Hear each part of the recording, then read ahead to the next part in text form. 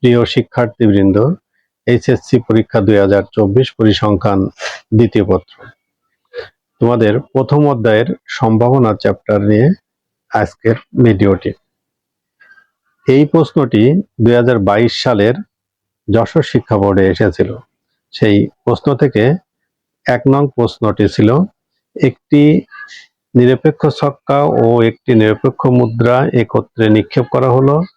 আসিফ মন্তব্য করলো, ছক্কায় জোড় সংখ্যা ও মুদ্রায় টেল পাওয়ার ঘটনাদ্বয় স্বাধীন কিনা।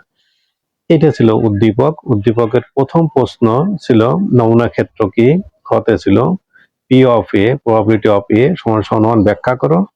গতে ছিল ছক্কায় জোড় সংখ্যা ও মুদ্রায় হেড পাওয়ার সম্ভাবনা নির্ণয় করো। আসিফের মন্তব্য যাচাই করো।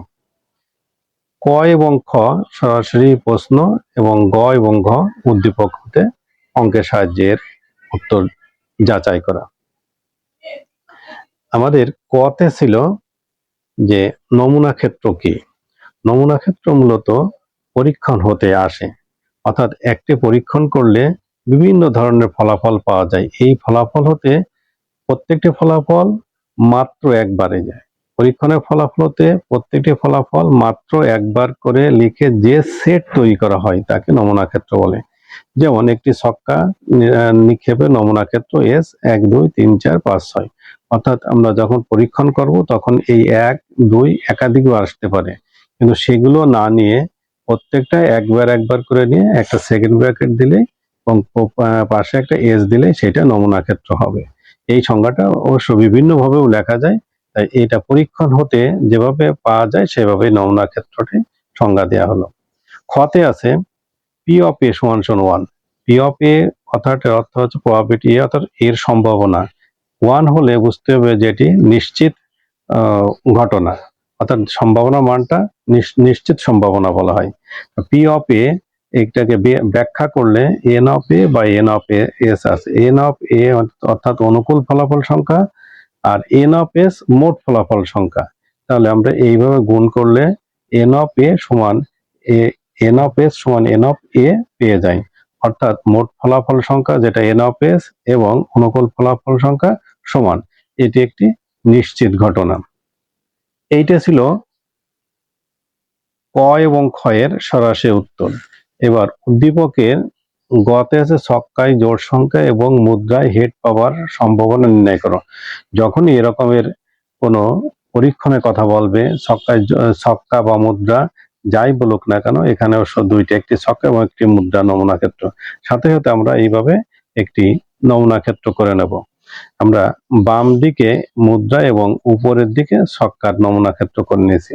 এইবার এই 1 এর এইচ এর সাথে 1, এইচ এর সাথে 2, এইচ এর 3, এইভাবে পরপর করে H1 H2 H3 এবং এইচ থেকে এই ছক্কার 1 2 3 4 5 6 আসবে, এবং মুদ্রায় টেল বা হেডের থেকে এই যে T1 T2 T3 এইভাবে আমরা টি এর সাহায্যে ছক্কার 6টি সংখ্যা পাবো। তাহলে এই 6 6 এই লাইনের 6টা এবং এই লাইনের 6টা মোট 12টি ফলাফল পাবো। এইটা হচ্ছে যে নমুনা ক্ষেত্রে মোট ফলাফল সংখ্যা। প্রশ্নটা ছিল ছক্কায় জোড় সংখ্যা মুদ্রায় হেড। ছক্কায় জোড় সংখ্যা বলতে ছক্কায় বিজোড় সংখ্যা, ছক্কায় বিজোড় সংখ্যা বলে 1 3 5 কে বোঝায়, আর মুদ্রায় হেড বলতে এই লাইনকে বোঝায়। তাহলে এই লাইনের থেকে এইটা H3 এবং H5 এই তিনটাকে বোঝানো হচ্ছে, এই যে H1 H3 এবং H5। তাহলে এ ফলাফলে যে ছক্কায় বিজোড় সংখ্যা এবং মুদ্রায় হেড, এটার নাম দিলাম এ। এখানে তিনটা ফলাফল পাওয়া যাবে, একটা দুইটা তিনটা। তাহলে অনুকূল ফলাফল সংখ্যা এন অফ এ সমান 3, আর পি অফ এ মানে ছক্কায় বিজোড় সংখ্যা ও মুদ্রা হেড। এখানে এ না দিয়ে বিউ দেওয়া যায়, তো এই ক্ষেত্রে আমরা এ ব্যবহার করলাম।